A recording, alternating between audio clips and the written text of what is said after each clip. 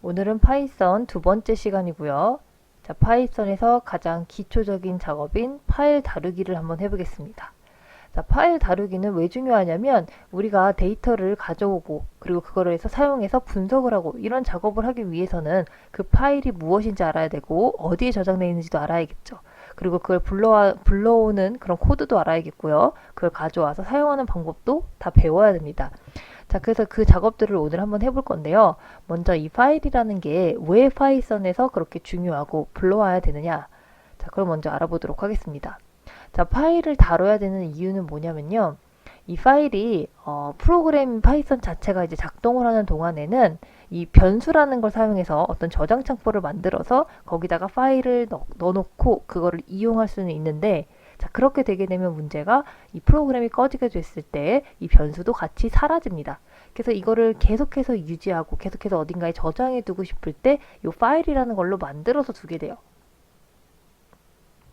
그러니까 한마디로 여기 보면은 이제 프로그램이 있는데 여기서 저장하는 방법이 메모리랑 하드디스크 두 가지가 있다. 자, 이렇게 봤을 때, 자, 메모리에는 변수가 저장이 되는데 이게 전원이 꺼지면 사라지게 되는 메모리예요.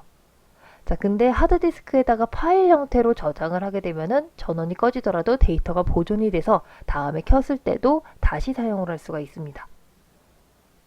자, 그래서 우리가 이거를 임시로만 사용할 게 아니기 때문에 파일을 저장하는 방법을 알아야 되겠죠. 자, 또한 이 파일을 가져와서 데이터 분석에 위해서 사용을 하게 될 텐데, 그러려면 이제 파일이 어떻게 저장되는지 그리고 어떻게 불러올 수 있는지도 알아야 돼요. 그래서 이제 읽고 쓰고 데이터를 추가하는 방법, 자, 이런 것들도 같이 코드를 보도록 하겠습니다. 자, 파일은요, 다 어딘가에 저장이 되어 있죠. 컴퓨터 내에 그래서 위치가 다 있습니다. 뭐 C 드라이브면 C 드라이브, D 드라이브면 D 드라이브, 자, 내 컴퓨터면 내 컴퓨터, 뭐 바탕화면이면 바탕화면, 자, 이런 식으로 어딘가에 저장이 되어 있어요. 그러면 그 저장된 위치를 우리가 어디 있는지를 정확하게 알려줘야만 컴퓨터가 걔를 정확하게 위치를 찾아서 가져올 수가 있어요. 그리고 저장할 수도 있고요. 자, 그래서 이 주소라는 것을 정확하게 알아야 됩니다. 이 주소에는 이제 뭐 절대 경로랑 상대 경로가 있어요. 그래서 이거는 우리가 주소를 사용하면서 여러분이 편한 방식으로 사용을 하면 되는데, 뭐 이렇게 C로 시작하는 경우도 있고요. 점으로 시작되는 경우도 있습니다. 그리고 이거를 불러올 때 입력하는 거는 대소문자를 구분하지 않아요. 그래서 대표적으로 윈도우랑 맥 OS에는 이제 대소문자가 정확하게 구분되지 않고요. 뭐 리눅스 같은 경우는 대소문자를 구분하긴 하는데, 여러분 대부분은 지금 윈도우 아니면 맥 OS를 사용하기 때문에 이제 크게 신경 쓰지 않아도 될 것 같습니다. 자, 그리고 이거를 불러올 때 요 C의 다음에 요 들어가는 슬래시 모양 있죠. 자, 이 모양을 슬래시 또는 이렇게 백슬래시 모양으로 쓰거든요. 윈도우나 리눅스나 이런 경우는 뭐 슬래시 또는 윈도우 같은 경우는 백슬래시도 같이 사용을 합니다. 그래서 파일을 불러올 때요, 이제 사용하는 모드가 세 가지가 있어요. 그래서 일반적으로 어떤 라이브러리를 쓰든 간에 요 모드를 세 가지로 구분을 합니다. 이제 R이라는 거는 read의 약자예요. 그래서 읽는 모드거든요. 그러니까 파일을 불러와서 읽는 거. 그리고 write의 약자인 W 같은 경우는 파일을 쓰게 되고요. 파일이 없으면 생성이 되고요. 만약 파일이 존재하면 기존의 내용을 지우고 새로운 파일로 만들어 버려요. 같은 이름으로 만들어지는데 전에 있던 게 없어지고 새로 만들기가 되는 거죠. 그리고 A 같은 경우는 append 모드라고 해서 내용이 추가가 되는 거예요. 그러니까 파일의 끝에 쓰게 되고 파일이 만약에 없다 그러면은 새롭게 생성이 됩니다. 그래서 이 작업을 해볼게요. 자, 그러면 이제 실습을 위해서 주피터 노트북을 켜주세요. 자, 그리고 우리 지난 시간에 폴더를 하나 만들었었죠. 자, 본인이 만든 폴더로 가서 혹은 본인이 컴퓨터 아무데나 위치 원하는 곳에다가 놓고 New Python 눌러서 새롭게 파일을 만들어 볼게요. 자, 여기다가 이제 작업을 시작하도록 하겠습니다. 자, 오늘은 10주차죠. 그래서 뭐 10주 이렇게 본인 이름 넣어서 저장을 해주세요. Rename 눌러주면 저장이 됐었죠. 자, 여기다가 작업을 할 건데요. 자, 여기서 이제 불러오기 위해서 파일을 임의로 한번 만들어 볼게요. 자, 가장 이제 용량도 적고 쉽게 만들 수 있는 방법은 메모장을 부르는 방법이거든요. 여러분 메모장을 불러서 자, 이렇게 뜨면은 여기다가 몇 가지만 입력을 하겠습니다. 자, 우리 예제로 지금 올려놓은 게요. 이름이랑 핸드폰 번호가 있어요. 그래서 자, 이런 식으로 세 가지 이름 정도만 입력을 해보도록 하겠습니다.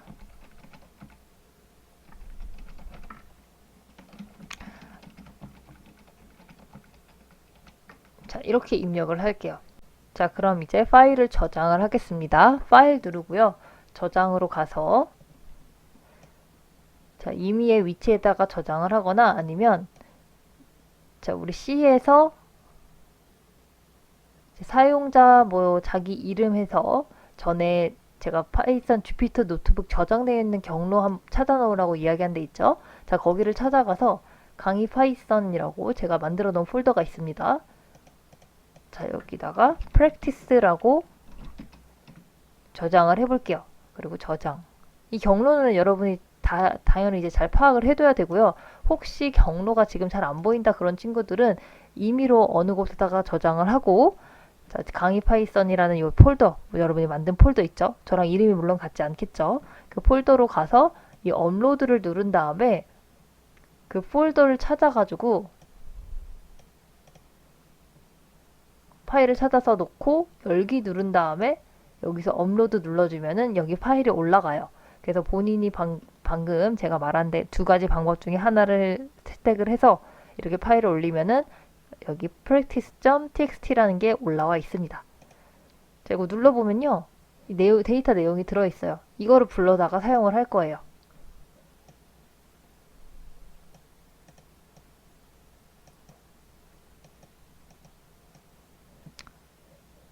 자, 우리는 다시 10주 김다연 여기로 들어가서 작업을 하겠습니다. 자, 파일을 열어볼게요.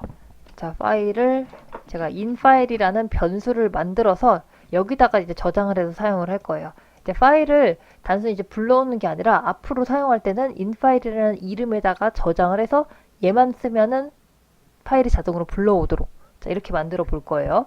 그래서 여기다가 open이라고 입력을 하고요. 그리고 우리가 지금 얘가 같은 경로에 들어와 있거든요. 지금 이 파일이랑 자, 이 파일이랑 텍스트 이 파일이 두 가지가 같은 곳에 있죠. 그렇기 때문에 여기는 앞에 주소가 따로 필요 없어요. 그래서 practice.txt라고 놓고 r이라고 입력하면 이건 read라는 뜻이었죠. 그래서 같은 경로인 경우는 이렇게 단순하게 불러올 수가 있습니다. 만약에 얘가 다른 경로에 있다. 지금 같은 이 파일 안에 있는 게 폴더 안에 있는 게 아니다. 그러면요. 자, 어떤 식으로 해야 되냐면 오픈하고 주소를 입력을 해줘야 돼요. 예를 들어서 C에 있다. 그러면 자, 이런 식으로 슬래시를 사용해서 위치를 찾아서 뭐 이런 식으로 쓸 수가 있고요. 혹시 얘가 더 길어질 수도 있겠죠. 그 아래 폴더가 많아졌다. 그러면은 뭐 users에서 뭐 practice2까지 가서 불러올 수 있다. 뭐 이런 식으로 주소를 가져다가 붙여줘야 돼요.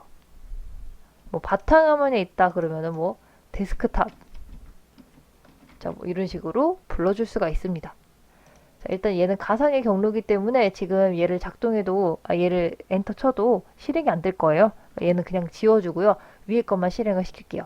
자, 우리 지난 시간에 이거 실행하는 방법 이야기했었죠. 이거 run이라고 눌러도 되고요. Shift랑 엔터 키를 같이 누르면은 얘가 실행이 됐었어요. 실행이 되면은 제가 지금은 또 2번이나 실행을 했기 때문에 여기 숫자가 2로 바뀌었습니다. 그래서 1이라고 되었을 때는 한 번 실행, 2번 실행했을 때는 2라고 변경이 돼요. 자, 이제 이렇게 되면은 인파일에 내용이 뭐가 들어있는지 확인할 수가 있겠죠. 인파일 쓴 다음에 또 Shift 엔터 눌러볼게요. 자, 그러면 얘는 텍스트 파일이고 practice 텍스트라는 걸 가져왔고 모드는 R이에요. 자, 그리고 엔코딩은 한국어 중에 CP949라는 버전으로 들어와 있습니다. 자, 이렇게 확인을 할 수가 있어요. 그럼 안에 있는 내용을 나는 정확하게 알고 싶은데 얘를 어떻게 확인을 할 것이냐? 지금 그 라이브러리 중에 제대로 잘 되어 있는 거는 이걸 이렇게만 입력을 해도 파일을 불러와 주는 애가 있는 반면에 지금 그냥 오픈이라는 제가 명령어를 바로 사용을 했기 때문에 라이브러리 뭔가 만들어진 게 아니에요. 그래서 그냥 얘는 파일 자체만 불러와서 저장을 하고요. 이 안에 있는 내용을 보려면 또 다른 명령어를 써줘야 돼요. 그 명령어는 뭐 이런 식으로 변수를 지정해서 불러올 수가 있습니다. 자, 인파일을 쓸 건데요. 이거 가져와서 그대로 쓸 건데 걔를 또 읽어줄게요. read라고 해서 여기 점입니다. 자, 그리고 얘를 라인스에다가 저장을 할 겁니다. 자, 이렇게 실행을 시켜볼게요. 자, 저처럼 이렇게 에러가 뜨는 경우가 종종 있어요. 이게 안 뜨는 친구들도 분명 있거든요. 근데 이게 에러가 뜨는 경우는 뭐냐면은 이제 CP949라는 요 엔코딩 버전이 맞지가 않아서 불러올 수 없다. 이런 뜻이에요. 그래서 얘를 엔코딩을 한번 지정을 한번 해줘야 될 것 같아요. 그래서 잘 안 되는 친구들은 여기다가 엔코딩 UTF-8이라고 뒤에다가 입력을 하겠습니다. 그래서 한글을 부르는 버전인데 UTF-8이라는 버전으로 불러올 거예요. 그래서 이거를 한번 실행을 시켜볼게요. 다시 재실행시키고 인파일 확인해 보면은 엔코딩이 바뀌었죠. 자, 그러면 이 상태에서 다시 실행을 시켜볼게요. 자, 그럼 이번엔 제대로 저장이 된 것 같아요. 자, 그러면 이거를 불러오도록 하겠습니다.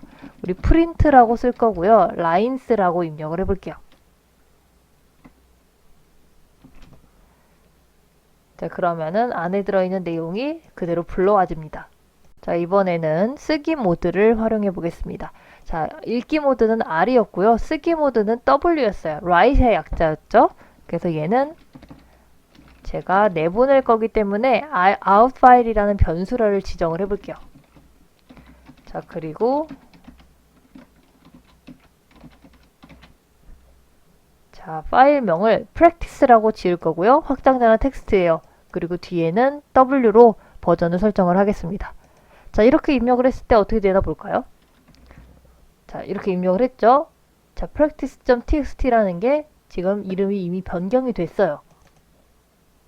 그래서 여러분이 그 강의 파이썬 폴더로 가서 practice를 다시 눌러보면요. 이게 빈칸으로 됐거든요. 왜냐면 제가 얘를 다시 쓰겠다고 설정을 해버렸기 때문에 원래 있던 데이터가 다 날아갑니다.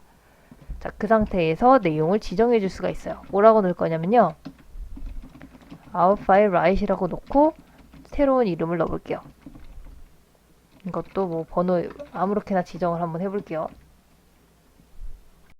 자, 이거를 실행을 시키면은 뭐 일단 17이라고 나와요. 이거는 요 글자 수가 몇 개인지를 자, 알려주는 지표로 나오고요.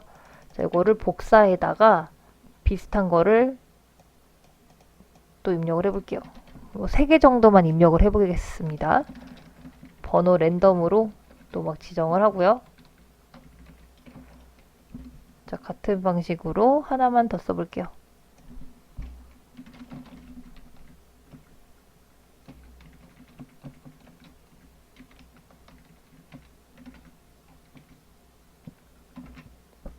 자, 그리고 나서 얘를 닫아주겠습니다.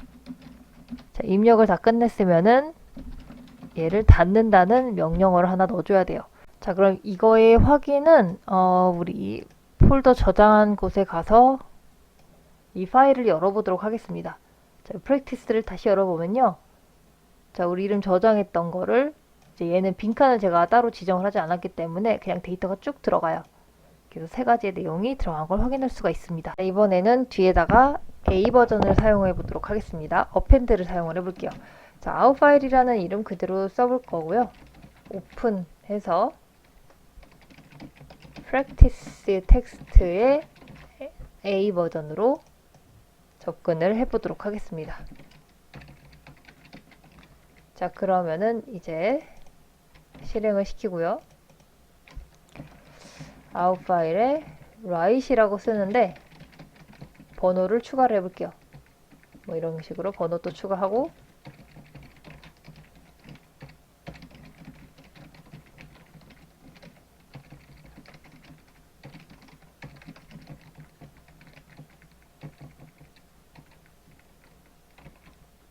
얘를 닫아 볼게요. 지금 2가지 내용을 추가를 했고요. 닫았을 때 어떻게 되는지 볼게요. 자, 파일을 확인해 보면은 지금 또 추가한 내용이 뒤에 들어가게 되죠. 얘는 대신에 원래 내용도 그대로 유지가 되고 그 뒤에다가 데이터를 추가를 했어요. 이게 바로 append 모드입니다. 이런 것들을 잘 사용을 하게 되면요. 문자를 가져와서 분석하고 그런 빅데이터 분석을 많이 봤을 거예요. 뭐 예를 들면은 네이버에서 그 블로그나 뭐 SNS에 남겨져 있는 글들을 다 긁어와서 그거를 분석하는 방법, 그거의 아주 기초적인 맛보기를 잠깐 보여줄게요. 자, 얘를 메모장을 우리가 하나 다시 새로 만들어서 자, 얘를 사용을 해볼게요.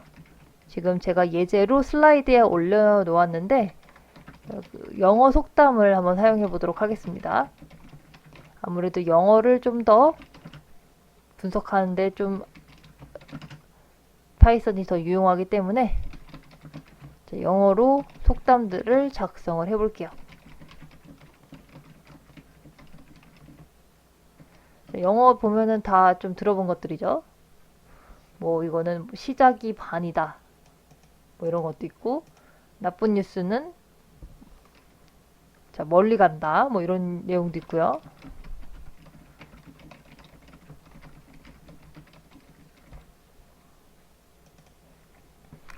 뭐 이거는 뭐 새들의 날개가 모여서 함께 모인다. 뭐 이런 뜻인데, 뭐 한글로 하자면 유유상종 이런 뜻이에요. 그래서 뭐 끼리끼리 논다. 뭐 이런 뜻의 속담입니다. 첫 번째 걸 또 안 했네요. 첫 번째 거는 어, 뭐 끝이 좋으면 다 좋다. 뭐 이런 뜻 정도로 해석이 되겠네요. 자, 이거를 가지고 저장을 해보겠습니다. 파일 저장해서 자, 아까 그 프랙티스 저장한 경로에다가 proverb 속담이라고 해서 저장을 해볼게요. 자, 그럼 이제 얘를 불러오도록 하겠습니다. 이번에도 infile이라는 변수를 사용을 할 거고요. 이 변수명은 아무거나 사용을 해도 되는데 보통은 제가 사용할 데이터를 대변해주는 단어를 써요. 그리고 얘는 한번 다시 명령어를 넣고 얘를 실행을 시키면은 전에 있던 infile에 저장되었던 첫 번째 내용 있죠. 이거는 지워져요. infile에 저장된 내용은 지워지고 다시 사용을 할 수가 있습니다. 자, 오픈 놓고요. proverb 텍스트 R로 불러올게요. 자, 그 다음에 이제 여러분이 아직 for 구문을 안 배웠는데 맛보기로 보여주자면요. 뭐 이런 식으로 얘를 불러올 수가 있어요.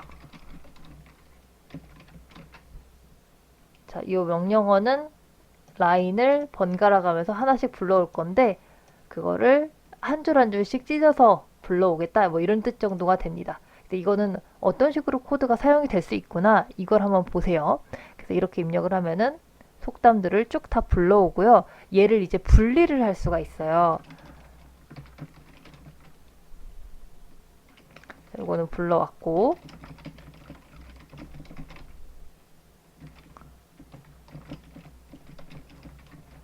자, 요 뒤에서 월드의 리스트를 스플릿해서 써보겠다. 근데 걔를 분리한 다음에 하나씩 프린트를 해봐라. 이런 뜻이거든요.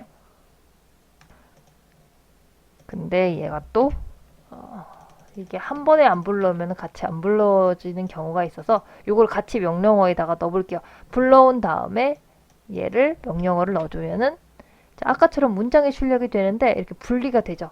단어별로 분리하는 겁니다.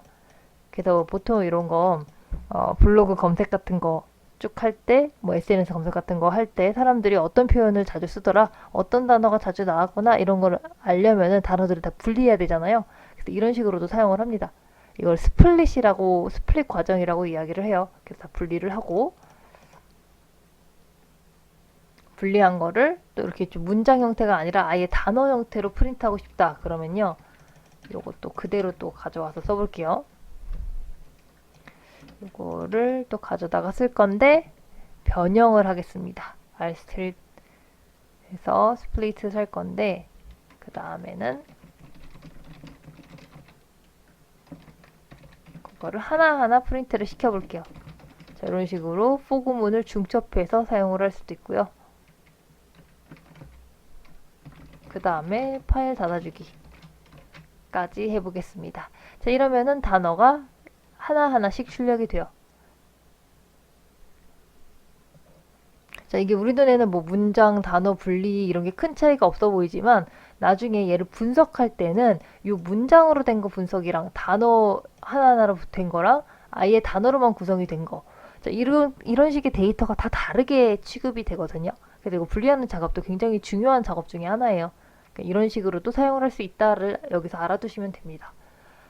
자, 그 다음에 이제 라이브러리를 사용해서 파일을 불러볼게요. 제가 파일을 하나 올려놓은 게 있어요. scientist라고 되어 있는 파일이고요. 얘는 확장자가 .csv라고 되어 있거든요. 그래서 얘 눌러보면은 데이터가 이런 식으로 되어 있어요. 이름과 태어난 연도, 죽은 연도, 나이, 직업. 자, 이런 식으로 데이터가 되어 있는데 여기서 보면 좀 헷갈리니까 파일을 직접 한번 불러볼게요. 자, 파일을 scientist라고 되어 있는 거 요거 부르면요. 자, 이런 식으로 되어 있거든요. 지금 데이터가 정렬이 뒤죽박죽인데 요거 다 가운데 정렬로 해볼게요. 자, 여러분한테는 요거 가운데 정렬로 된 결 파일로 올리도록 하겠습니다. 그래서 이렇게 돼 있는 파일이에요, 지금. 자, 표가 이름이 있고요. 태어난 연도, 날짜, 죽은 날짜, 사망한 날짜죠. 나이, 직업. 자, 이렇게 데이터가 올라가 있습니다. 자, 이런 형태의 된 거를 불러올 거예요. 자, 얘도 마찬가지로 여러분이 여기서 경로를 찾아서 여기서 올려줘도 되고요. 아니면 이 파이썬에 와서 업로드 누른 다음에 파일을 찾아서 열기 눌러주면 돼요. 그래서 어쨌든 이 폴더 안에만 이 파일이 들어가 있으면 됩니다. 그래서 얘를 가지고 불러다가 사용을 해볼게요.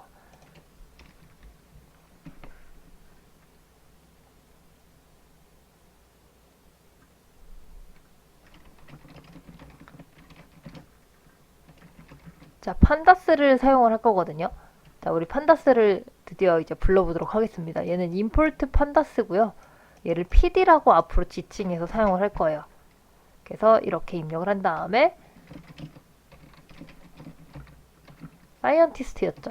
그래서 걔를 불러올 건데 걔의 형태가 자, CSV 형태죠. 그래서 PD, 요걸 판다스거든요. PD 안 썼으면 요거 판다스 그대로 써야 돼요. 근데 제가 PD라고 지정을 했기 때문에 여기다가 약자로 써도 됩니다. 그래서 판다스 중에서 read라는 명령어가 있어요. 요 안에 들어있는 거예요. 그리고 그 중에서도 CSV를 읽겠습니다. 얘가 엑셀 파일은 또 XLSS 혹은 엑셀 이런 식으로 지정할 수가 있거든요. 그거를 CSV 파일이니까 지금은 이렇게 쓰고 주소를 넣어줍니다. 뭐 경로가 뭐 C로 시작하면은 뭐 C로에서 쭉 쓰고 저 같은 경우는 지금 같은 폴더 안에 올라와 있기 때문에 scientist.csv라고 해서 읽을게요. 여기 뒤가 점이죠. 점으로 놓고 자, 이렇게 불러줍니다. 그래서 얘는 그냥 scientist 하면은 그 엑셀 모양 그대로 가져올 수가 있어요. 그래서 엑셀의 장점은요, 표를 그대로 여기 주피터 노트북에 가져와서 쓸 수가 있거든요. 그래서 우리가 엑셀을 먼저 배웠던 이유가 이 데이터를 어떻게 정렬하는지 시각적으로 한번 확인을 했었죠. 그래서 이것도 보면은 비슷하게 데이터를 가져와서 사용을 할 수가 있습니다. 그래서 지금 봤던 이 엑셀 파일 같은 경우나 CSV 파일은 이렇게 두 가지가 좀 형태가 다르거든요. 엑셀 파일과 CSV는 쉼표가 구분된 값이어서 말 그대로 이제 열어봤을 때 쉼표로 구분되어 있는 값들을 의미를 합니다. 자, 그리고 엑셀 파일은 우리가 자주 봤던 그 엑셀 형태의 파일. 자, 그래서 뭐 겉보기에는 두 개 다 이제 엑셀 파일로 되어 있어요. 근데 어떻게 저장되어 있느냐에 따라서 이 저장 방식 뒤에 확장자가 다르게 되어 있거든요. 그래서 얘는 XLSX가 이 엑셀 파일이고 CSV는 이렇게 CSV라고 되어 있습니다. 그리고 이 형태 외에도 PDF 파일도 불러서 쓸 수가 있어요. PDF 파일은 조금 까다롭거든요. 이 엑셀 파일처럼 데이터를 바로 가져와서 쓸 수 있는 구조가 아니고 얘는 이미지 파일처럼 하나로 저장이 되어 있기 때문에 얘를 부르는 건 조금 다른 형식으로 지정을 해주게 돼요. 그래서 방금 봤던 이제 엑셀이나 CSV 같은 경우는 이거 판다스에서 가지고 있는 명령어를 불러다가 씁니다. 그래서 PD, read 다음에 CSV 하면은 CSV 걸 읽어주고 엑셀 하면은 엑셀 걸 읽어줘요. 여기 들어가는 이제 경로랑 그 파일명이 여기에 들어가게 되는데 예시를 들자면 뭐 이런 식으로 C 드라이브에 있는 자, 어디 위치에 쭉 입력을 해주고 그리고 나서 파일명을 입력을 해줍니다. 요거는 다 이제 쉼표 안에 쉼표가 아니라 따옴표죠. 따옴표 이게 큰 따옴표도 되고요. 작은 따옴표 넣어도 돼요. 요 안에 들어가고 그리고 컴마 찍은 다음에 이 유니코드 형식이 한글이냐 뭐 다른 외국어냐에 따라서 그 양식을 지정을 해주면 됩니다. 자, 그리고 이제 이 엑셀 같은 경우는 자, 이렇게 마찬가지로 경로가 또 들어가는데 마지막 부분이 이게 만들어진 연도에 따라서 뒤에 버전이 XLS가 있고 XLS X로 들어가는 경우도 있어요. 이거는 본인이 가진 파일에 따라서 그걸 확인을 한 다음에 여기다 입력을 해주면 돼요. 다 파일들에 가서 이제 다 확인을 할 수가 있죠. 그래서 그걸 보고 입력을 합니다. 자, PDF 같은 경우는 자, 텍스트 파일이나 뭐 저런 엑셀 파일보다 만들기가 훨씬 복잡하게 돼 있다고 했죠. 그래서 얘는 뭐 글꼴, 색깔, 레이아웃 정보가 다 같이 저장이 되어 있는 형태라서 자, 이거를 부르려면은 지금까지 봤던 판다스에서 해결할 수 있는 게 아니라 다른 거를 또 불러다가 처리를 해야 돼요. 이것도 이 작업을 진행을 하려면은 PyPDF2라는 거를 설치를 해야 돼요. 얘는 그 주피터 노트북에 이미 깔려있지 않기 때문에 판다스처럼 이제 활용할 수 있는 게 아니기 때문에 따로 설치하고 그리고 다 진행을 해야 됩니다. 여기까지는 우리가 다룰 일이 없을 것 같아서 자, 이렇게만 보고 넘어가도록 하겠습니다.